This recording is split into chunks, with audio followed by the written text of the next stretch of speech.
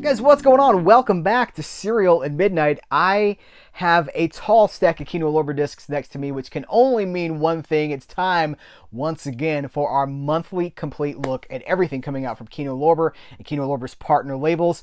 There's always a star by that because there's always at least one or two items that didn't show up in time for this video. In this case, it's the new film Noir box set, The Dark Side of Cinema. Was it 17? So excited about that box set. But listen, we got some more noir in here that we're going to talk about. Thanks to Kino Lorber for making this video possible each and every month. Thanks to you guys for tuning in to this coverage and for making it the success that it is month after month. So listen, over 24 titles. We got a lot of ground to cover here. I'm going to kick us off with the 4Ks, and we're going to move pretty fast. That's the plan. We're going to move pretty fast. 4 new 4Ks: Scarlet Street, Gunfight at the OK Corral, The Last Castle, and Leviathan. If you tuned into my the last live stream that I did, you got an early look at some of this stuff. Let's talk about Scarlet Street because it's so good. Fritz Lang, 1945. Fritz Lang is the director of Metropolis in the silence era. A master of dark film, and this is a dark film. Edward G. Robinson, Eddie G. Classic gangster, but Edward G. Robinson. Discovering his later work has been a real joy for me. He's in another movie. I referenced it recently. Night Has 1,000 Eyes. This is a great Edward G. Robinson movie. That's Kino Lorber put it out, right? So you guys can check that out. But Joan Bennett is the femme fatale in this movie, and I've been watching Dark Shadows, slowly but surely working my way through Dark Shadows, and it's always fun to see her a little bit younger, earlier, before Dark Shadows. So this is a fantastic film. It is dark, it's sad, it's really just a wonderful movie. It's in the public domain, which makes a 4K restoration of something in the public domain. I was like, this is wonderful, surprising. You just don't see that. Most of the time, public domain movies aren't getting love because, for a variety of reasons, this one did, with elements from the Universal vault. It's a Universal film, or it was before it fell into the public domain, and work from the UCL. Hold on, who's it from? Courtesy of Universal Pictures and UCLA. It's a brand new HDR Dolby Vision master from a 16-bit 4K scan of the 35mm nitrate composite fine grain. It's wonderful. It's beautiful. It's grainy. I'm going to start, I've been talking in 2024 about how my 4K reviews are going to be short, sweet, and to the point. I'm really not interested in arguing anymore or trying to convince people that cannot be convinced about 4K. I just don't care. I don't care. So I will say, this is beautiful to me. I love it. Huge step up from the Blu-ray. Very beautiful, very grainy, and I'm really happy that we have Scarlet Street on 4K. As am I happy that we have Gunfight at the OK Corral on 4K. The movie's never looked better, but let's talk about this film, because this is an amazing Western. I'm sure it's going to come up on the channel again soon. Wink, wink. Stay tuned, because there's more that needs to be said about Gunfight at the OK Corral. Tombstone fans, my generation and the generation after me, like, Tombstone is that's their version of this story, I think. Maybe Wyatt Earp, maybe too. Doc Holliday always comes down to Val Kilmer or Dennis Quaid, right? How about Kirk Douglas? Because he's really great in this movie as that character. You're watching this again, because I've got this on Blu-ray. I've had this forever. Watching this again on 4K, and maybe this is one of the joys of 4K, is that it allows us to reassess movies that people will watch a 4K where they won't watch something else. I think that's what it comes down to. Is there's a kind of fan that will watch just about anything on 4K, and they're seeing stuff that they wouldn't watch otherwise. So I'm watching this again, and I'm like, this movie is just really adult and mature. And I don't mean like, ooh, it's naughty. It's not naughty. It's just mature. It has things on its mind. It's just the duty and honor and wanting something but feeling that you can't do that because you have other obligations elsewhere. There's a lot going on here. And then, the Doc Holliday character is basically dying through the whole movie. It's fantastic. It's an absolutely incredible movie, and this is an absolutely incredible release. Did it have... I'm trying to remember if this had any alternate... I don't think this did have any... Oh! This just popped out. if this did have an alternate reverse. No reversible art wrap. We do have a commentary by C. Courtney Joyner and Henry Park, the film historian Henry Park from True West Magazine. They always do great stuff. I no longer feel really comfortable talking too much about the commentaries because now that I'm doing them, I'm doing like 2 commentaries a month, and maybe it's going to go up from there. I don't want to critique my peers, and I also don't want to. It's a weird line because I don't want stuff to get in my head. I got to keep things fresh and make sure that I'm keeping my own perspective. So you're probably going to see me talk less about the commentaries themselves. And I'll just tell you, I'll let you know. C. Courtney Joyner and Henry Park do great Western commentaries. You know what I mean? Likewise, Scarlet Street has a commentary from Imogen Sarah Smith, who's like an icon for that sort of thing. Audio in that field, in that genre. Audio commentary by David Callet, author of The Strange Case of Dr. Mebius. 2 more 4Ks, believe it or not. We've got The Last Castle. Frank Tarzi told us the last time he was here, the 3rd interview that I did with Frank, he was like, we're going to try throughout 2024, we're going for like 4 4K releases a month. And by golly, here we are. The Last Castle is Robert Redford. It's James Gandolfini, Mark Ruffalo, Delroy Lindo. I described this movie the last time we talked, because I've talked about this already on the channel. What did I say? I was like, it's sort of like Cool Hand Luke meets, I'm trying to remember what I compared it to. The Fugitive, maybe? Oh, I said Lockup is what I think I said. Because like so Robert Redford is in prison, but we're like, well, you're not supposed to be there. You're a nice guy. And then he, like people are dying. And so he's like, I got to stop this. It's that kind of a thing. Made in 2001. And it is so distinct to its time.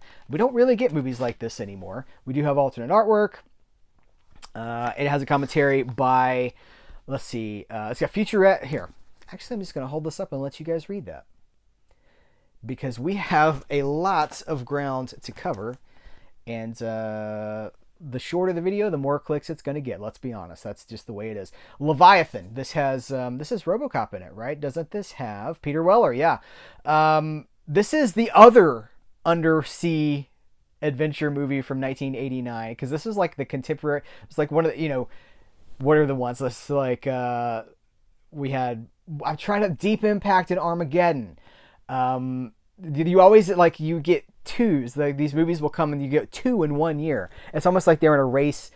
Tombstone and Wyatt Earp, I think, would be a good example. Anyway, so The Abyss and Leviathan. This is not The Abyss. This is not James Cameron. This is Cosmatos. George Cosmatos. Isn't he director of Tombstone? Interesting. Very interesting. Brand new HDR Dolby Vision Master from a 4K scan of the interpositive. Hold on. This was a brand new 4K scan of a 35mm camera negative, and this was an HDR Dolby Vision Master from Paramount Pictures from a 4K scan of the 35mm original camera negative. They all look great. They all look I mean, people are going to be like, no, they don't. They look terrible. I talk on these videos. I'm like, this such and such looked great. I'm really happy with it. And then just the emails in the comments were like, wait a minute, are you saying it doesn't look like hot garbage? I'm like, yep. I'm done trying to convince people. Everything, like, people just nitpick everything to the point that it's not fun anymore. So I'm moving on. Leviathan's a fun movie. I don't think it's a great movie. It's a fun movie. It's interesting to me that we have it on 4K now, because it's not. Kino Lorber is putting things out. I'm like, I can't believe this is out on 4K. It defies what I believe I know about 4K, which is that you need to sell like 10,000 copies to make it worth your while. And I guess it just depends, right? But this is a good sign for us. This is good for us. We love movies. We love movies in high quality. It's great that these movies are getting restorations. We have the 4th season of Monk. I've still yet to dip my toe in Monk. I've told you guys before, I'm watching Psych. I'm watching Columbo. I just don't have room in my heart for another quirky detective right now. But when I finish one of those, I'll dive into Monk, because it's always going to be here. The most important thing is that you know that Monk season 4 is out. Season 5 is going to hit in March. They're doing 1 season a month. By the way, Leviathan had some special features worth note. And I export these videos in 4K, so you should have no problem freezing it. Like a lot of you guys watch on your remote. You watch on your TV with your remote, so that's why I do this. I guess some people are watching on their phone. I don't know. Comment below. You watch it on a TV or you watch it on your device. This is the new Kino Cult release. This is Kino Cult number 6. This is Drifter, a movie that I'm not remotely familiar with. They describe it sort of as it's a bisexual midnight cowboy it's like the West Coast Midnight Cowboy. It's from 1974. The director is an icon. Let's see, it is Pat Rocco, who they describe as like an icon of the LGBT scene. Again, I know nothing about this movie. We do have reversible art here. We got an audio commentary by Finley Freebert and 4 short films by Pat Rocco.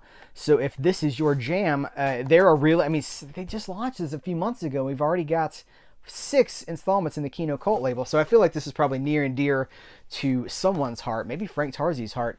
This is a reissue of something that I bought the first time around, and it's awesome. This is the OSS 117 5-film collection. It's basically French James Bond coming out at the same time the James Bond movies were coming out. So it's 63, I think, is the first movie. OSS 117 is Unleashed from 1963. Yes, black and white, 103 minutes. Absolutely feels like a French echo. Like, I don't want to say they're copying it, because I don't think it was as blatant as it is as copying. It's like the Beatles, right? Like the Beatles popped up and then everybody wanted to do that thing. And some bands got pretty close, you know? There's a lot of bands that you never touch the Beatles, but they were pretty awesome on their own, right? It wasn't just like an exploitation thing. These are not just they're not James Bond exploitation movies. They're pretty fantastic in their own right. So 1963, 1964, 1965, 66, and then 68. I've seen them all. They're in French. They are really, really cool. I recommend them. I don't think there's any extras here. In French with optional English subtitles. Was there anything? Oh, wow. I forgot about this. Check out the art wrap from the inside. So that gives you a pretty good idea of what you're dealing with, right? These are the kinds of movies that I would really like. I want the Italian version of because there's so many Italian Bond knockoffs that are just nowhere. They're just nowhere. I want those movies so bad. So it's encouraging for me that these are back in print, because I thought they were gone. You know, they go away and you're like, well, I guess those didn't sell well, and they'll never come back. But we're seeing a lot of stuff coming back, getting like picked back up. And Kino Lorber's like, well, and not just Kino Lorber's, with other companies too, things that were out of print, and maybe the book was closed 5 years ago. Now try it again. Let's see how this goes now. You know, so if you're interested, do pick it up, and it's a vote for more stuff like that. The Big Country, William Wyler, The Big Country, absolutely fantastic Western. I'm not going to read the cast to you because you guys just saw it, but I mean, really, really high pedigree Western films. 1958, that's like the heyday of Westerns. Oh, there's so many directions I want to go off on. I did a video, I talked about these, I talked about the Arrow spaghetti Western sets. And I am of the, and I will double down on, spaghetti Westerns are a gateway genre. They're not challenging. They're not usually very good. They are pop. They're a candy bar, right? They were the Italians, Leone, Corbucci, copying what they love about American Westerns, like The Big Country, and like the gunfight at the OK Corral. You guys are just watching that movie, and then like the songs by Frankie Lane, which basically describe what's happening. Like, he had a gun and he wanted, like, this is describing the story to you. Like, that's all copied by Ennio Morricone, and like it's an echo of what Hollywood created. I like spaghetti westerns. I like them, but they are an echo of a more original, more powerful thing, which is what this is. And I don't know, like it's I'm gonna say this. I hope you know what I mean. Like, they're westerns for grown-ups. They're not westerns for teenagers. They're not westerns for children. They're westerns for grown-ups. They have very complicated things. They feel very complicated things. And that's valuable. We don't have a lot of that anymore. Everything's just like popcorn cinema. We don't get a whole, we do from time to time. We don't get a lot of it. Anyway, this has audio commentary by Christopher Frayling, who's pretty spectacular himself. William Wyler documentary, interview with Fraser Heston, interview with Catherine Wyler, Fun in the Country featurette, Larry Cohen on Chuck Connors. Theatrical trailers, TV spots. Did this? Yes, it does. sometimes you guys only hear one thing that I say. I don't want it to be that I don't like spaghetti westerns. I do like spaghetti westerns, but I just feel like the older I get and the further I go back, I'm like, oh, they're echoing something that's stronger than... It's an echo of something that had a bigger splash. You understand what I'm saying? Like, their Peplum. So Peplum is super fun. I'm a champion of that genre, as I am for spaghetti westerns. Peplum is an echo of Hollywood's Bible epics. And like, the Ten Commandments. Yeah, that, but then also like everything that trickled down from that. And those movies are kind of amazing. Even when they're not amazing, they're super interesting. Chase the echo all the way back to its source, is what I'm saying. Don't just be happy with the echo. Chase it to its source. The ripple, the ripple of the stone. Find the stone. Burnt Offerings. It's back in print. This is another one that I bought the first time around. I don't love this one. I feel like I should. I feel a little guilty that I don't love it. There's something about it. Even though, listen, audio commentary with director, co-writer, and producer Dan Curtis. So there's my Dark Shadows connection right there. Actress Karen Black, who I love. Co-screenwriter William F. Nolan. We got another audio commentary by Richard Harlan Smith. Interviews with Anthony James and Lee Montgomery. Interview with the screenwriter. Like, I want to love this so much. I think maybe it's just this genre of, the house is making you crazy. Just doesn't work for me. I don't know. There's a lot of like the Amityville Horror, even like the Omen and stuff like that. Like, it just doesn't do a lot for me. Like, I see it and I can kind of intellectualize it. Like, I see it, I understand it. It just doesn't affect me like I want it to. I just respond to other things, like the Thomas Crown Affair, which is a movie that I love. Look at McQueen. We got Faye Dunaway. Thomas Crown Affair, if you've only seen the remake with, who is it? It's Pierce Brosnan and Rene Russo, right? If you've only seen that, which is great, it's a good remake. Do check out the stone that created the ripple. Trace it back to its stone, to the original splash. Really, really fun movie here. This is another re-release. And people, again, I see all the, and I shouldn't even acknowledge it, but it comes up so often, like the accusations and the anger, and like, they just want us to buy the same stuff over and over. No, if you already have it, this is not for you. This is for the people that missed it. This is for the people that couldn't buy it and now want to get it, or for the people that want some more special features or a better encode or something like that. Every time these things come back in print, they're a little bit better than they were the first time around. So, like, everybody wins. So much suspicion in this fandom. So much, like, they're trying to trick. Nobody's trying to trick you. If you already got it, it's not for you. Don't worry about it. Just enjoy it. Just enjoy your collection. Enjoy what you got, right? Ton of stuff here. Great movie. Heist movie. From the, what was this, 1968. A great time for heists. We do not have for heist movies. Maybe for heists too. I would have to do a little research before I could back that statement up. Witness for the Prosecution. We got another. It's Billy Wilder. Tyrone. It's a re-release. I think it's a re-release. Now, don't trust me on anything that I say. Always verify for yourself.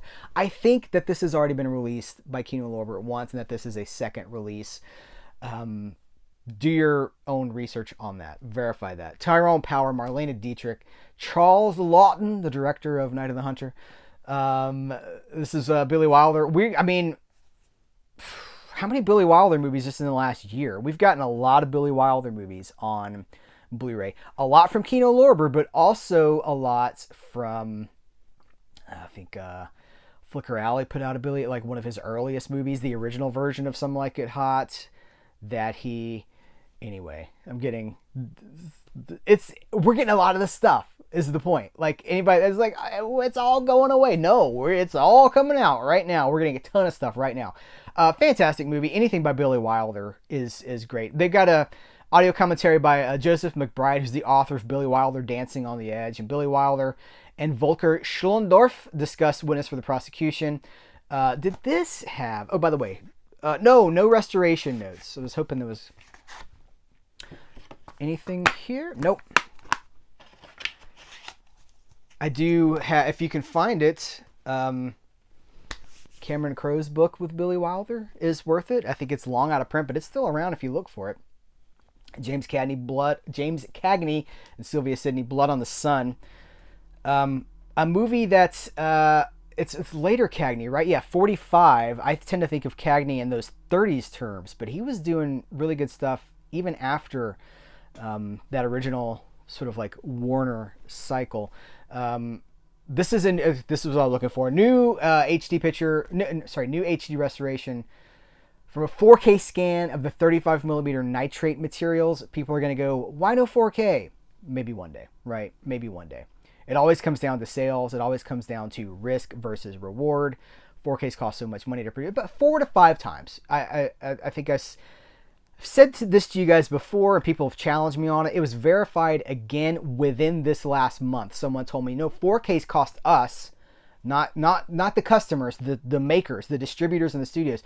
4Ks cost us 5 times what a Blu-ray cost. So the reward really needs to be there. It seems so simple. It seems so simple, but people don't understand it. It's just like, yeah, but I want it. Yeah, but I want it. Why no 4K? Well, because it's very expensive, Timmy. But I want it. Timmy, you're being obtuse. But I want it. Oh man, I am getting jaded, aren't I? You can only see the same arguments over and over and address those arguments over and over before you start to get a little jaded. I'm afraid that's what's happened, and I'm so sorry to the people that do know and that are here, because I think there's more of you than there are of the people that just, like, it's just not going in. I think there's a lot more of us that understand, because we're the ones that are buying this stuff and celebrating this stuff and watching it and talking about it. Anyway, Blood on, it's good. It's a really good movie. I will hopefully be talking about this again, maybe in a larger capacity soon. Because it certainly does deserve a better spot. I just love Cagney. He's one of our greats. I think about Edward G. Robinson, James Cagney. These are the icons that kind of helped build Warner Brothers back in the day. And we got movies, like new release restoration movies from both of those guys in this hall. We just need some Bogart or some, like, who else? Like maybe some Paul Mooney or something like that.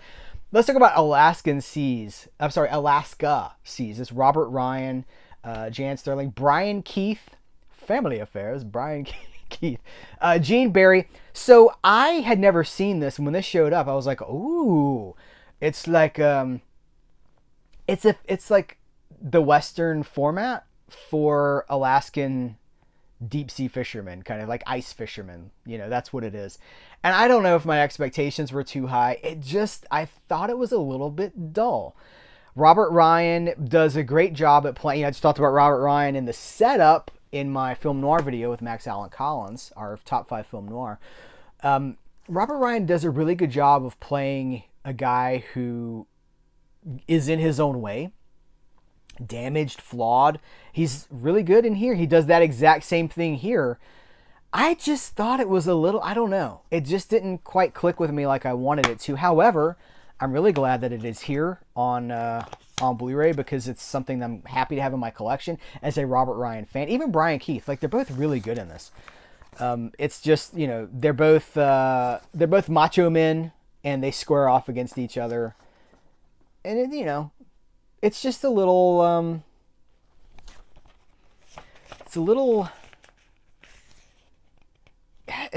I don't know.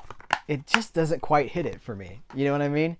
And I gotta say, I'm sorry to say, it's the same thing here. The Maneater of Kuman, which is it's a story. So Cebu, who was in a lot of the Maria Montez Technicolor 40s adventure movies, and when LaCory, Joanne Page. It's directed by Byron Haskin, the guy that would later direct War of the Worlds. And this is about, it's like a man-eating tiger. And he goes hunting, so our main character goes hunting. Oh, by the way, HD from Paramount and HD from Paramount. Doesn't say it's new HD or anything like that. They look fine. They're fine. They're good. So I'm looking for, let's see. In the Jungles of North India, American doctor turned hunter John Collins, played by Wendell Corey. He shoots a tiger at the beginning of the movie, and he injures the tiger, but he doesn't kill the tiger. And they tell, like, it's like a prologue at the beginning that's like, an injured tiger will hunt the person that injured it to the end of its days. And that's what the movie is. And he starts as kind of the careless hunter, and over the course of the film, he becomes sort of a humanitarian kind of a guy. It's that his, I don't, I'm not trying to spoil the movie for you, but it's just like his, it's a very introspective movie about human nature, and that was not what I was expecting from this movie. Cebu's good. There's, again, I'd like to talk about Cebu at some point in a larger format than this. He was he came to America. He fought in World War II. He fought for America.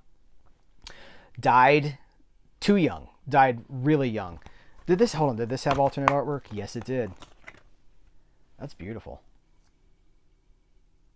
This is an audio commentary by David Del Valle and Dan Marino. All right, we're almost out of the Kino Lorber Studio Classics, which is like my area of focus here. Betty Hutton and Fred Astaire in Let's Dance. Haven't had a chance to watch this one yet. I love Fred Astaire. I mean, he's an icon.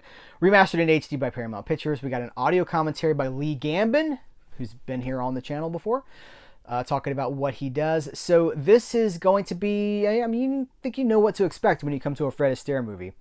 I would say the thing about this is that it's 1950, and that's going to be a little bit different of an approach, I guess. All right, so the rest of the stuff is going to be Kino Lorber proper, not Kino Lorber Studio Classics, but the artier side, the foreign films, all that stuff that Kino Lorber puts out, and their partner labels, which is always the stuff I know the least about, because Hollywood history is kind of my bag, baby, right?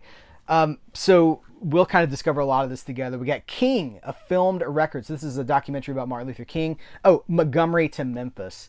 The LA Times, Los Angeles Times says this is a piece of history of immense power. Library of Congress, the National Film Registry, extremely high pedigree. Academy Award nominee, Best Documentary from 1970. So they trace, it's all footage,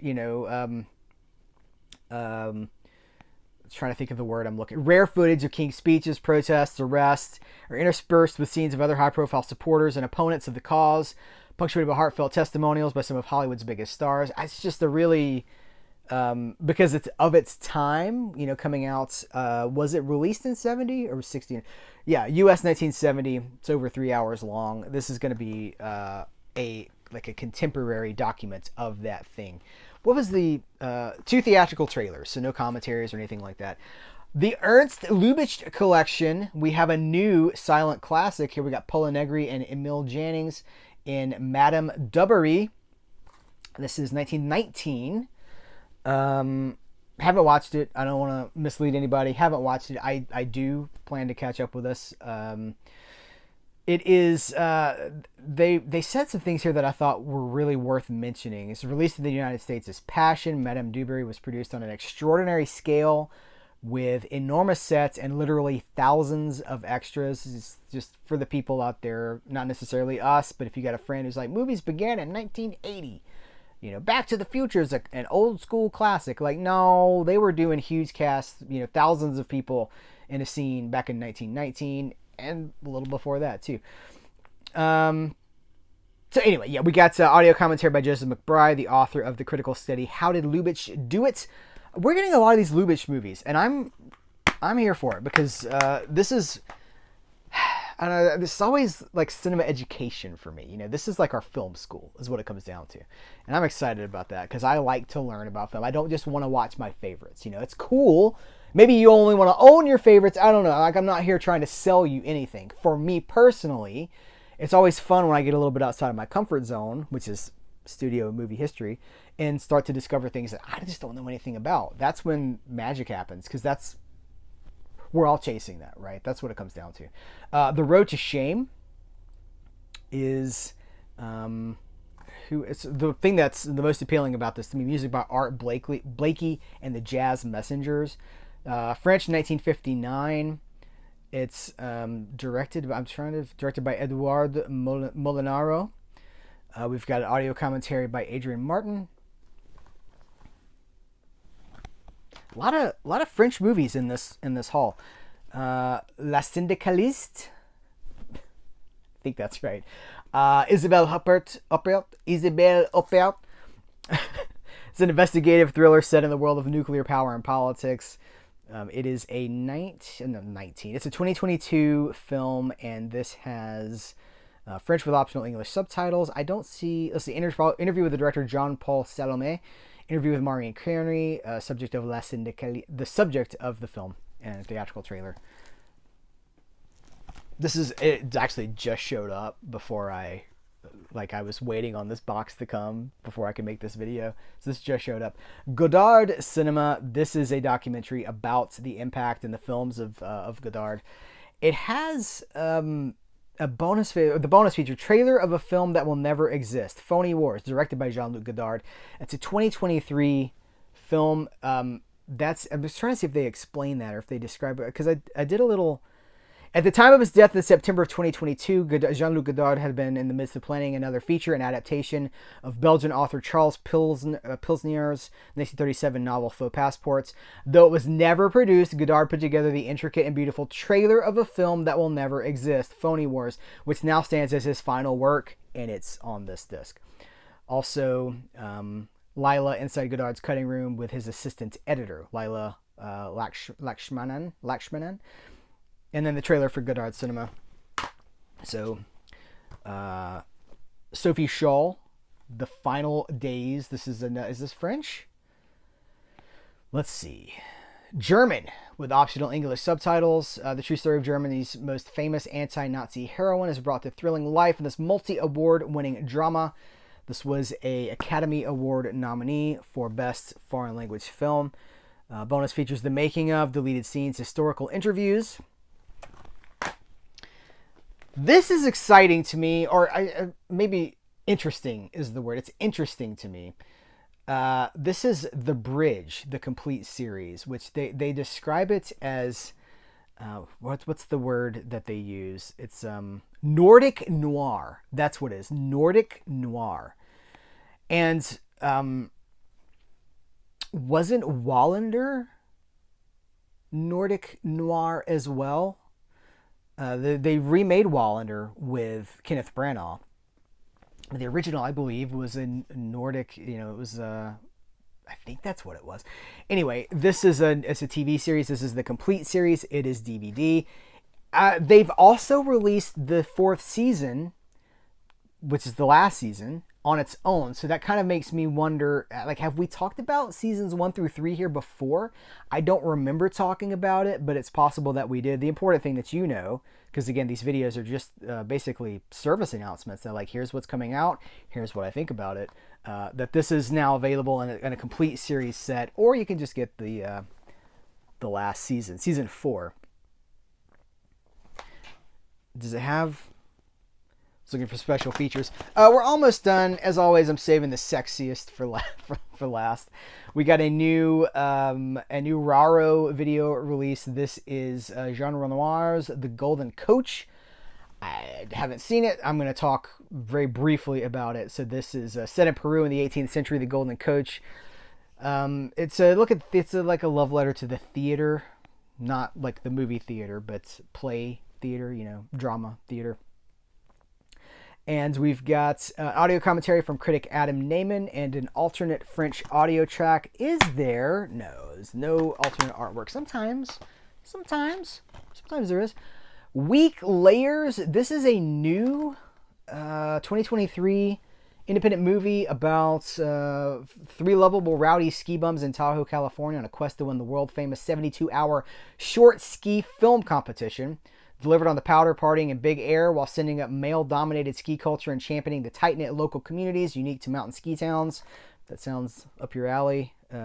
Check this out. This is one of those movies that I feel like probably got a lot of play. Is going to get play on streaming channels or digital video on demand channels, things like that. But we occasionally get them on disc, which I think that's cool. I like that there's always a disc option. So this is from Cinephobia Releasing. This is Lie With Me, which is, I feel like, did we talk about this one before? Or are there just a lot of movies that are very similar to this? It's a powerful drama of love lost. Celebrated novelist Stéphane Belcourt travels to his hometown after 30 years where he meets Lucas, his secret teenage lover. I feel like we just talked about that, but it might have been something else. It's French. It's not rated. It is 98 minutes long. And it is now on the DVD. And last but not least, Sexy SWAT Team. This is Sacrament. This is the Sacrament label. It is the 13th of its line. And we could all use a little lighthearted escapism to lift our spirits now and again. Sexy SWAT Team comes highly recommended. It says Third Eye Cinema. Here, I'm just going to let you guys read all this. It's not my thing, but I know that a lot of you guys are into stuff like this, so here it is. The secret of these videos is like, I love the studio stuff, right? But then I also really sometimes like Godard Cinema, I'm really interested in. The Nordic noir, I'm really interested in. So we're all kind of discovering stuff with this. And I'd say it's a huge privilege. It's a huge honor to be able to talk about every single one of these releases in a complete, mostly, video. And I want to thank you guys for being here for it. If you've seen some of the stuff that I haven't seen, if you've seen some of the stuff that I have seen, let's talk about it. Let's geek out in the comments below in a nice and friendly way that doesn't exclude others, because we always want to welcome in the next generation of film fan. That's something that I'm more conscious of now than ever, is being a good gateway for the next generation of film fan. They're coming in all the time, and I want them to see this stuff and be like, I'm sorry, French James Bond movies, OSS 117, like, what is that? I would very much like to check that out. Like, that's the joy, is sharing it with somebody else. There's no joy in just like, I got it and you can't have it. Like, I want to share it with other people. I know a lot of you guys do too. So let's talk about it in the comments below. Recommend some things. So just talk about what we think about the movies themselves. You guys are great. I appreciate you. I appreciate Kino Lorber. And there's always a link in the description of every video that I post for Amazon. You can order these through Kino Lorber, and however you want to do it. If you order through the Amazon links, listen, Amazon's got a lot of problems, let's be honest. There's a lot of stuff going on with Amazon with, like, you buy a $100 box set and they send it in a plastic envelope. But if you do choose to do that, if you use that link, it's an easy way to support Serial at Midnight, because you're already buying something. If you use that link, it helps me out. It gives me a little bit of a percentage off of that, like 3%, something like that. So whatever you choose to do, I do appreciate you. Subscribe, right? That makes sure that you see these videos when they go up. They are timely, they are topical, they are time sensitive. They explode after 48 hours. They self-destruct. So that's one way you can subscribe, thumbs ups, commenting. There's also Patreon memberships, YouTube memberships, exclusive video every single week. Most importantly, I don't do ads. That's a way to support the channel. Keep it ad free. Because I've said this recently, but could you imagine if in the middle of this video I'm like, listen, we all kind of deflate in the middle of the day and we need to pick me up, and that's why such and such granola bar is the best option. Like, get out of here with that. I'm not going to do that. So let's keep it in the new economy. We support the things that we care about directly. So if you like what you see here, if you want to support Serial at Midnight, there's a lot of different ways that I just told you about that you can do it. You can pick up a shirt from the Threadless store, the Serial at Midnight, CerealAtMidnite.threadless.com is the. It's all in the description of the video. All right, guys, thank you so much. Take care. Till next time. I will catch you later.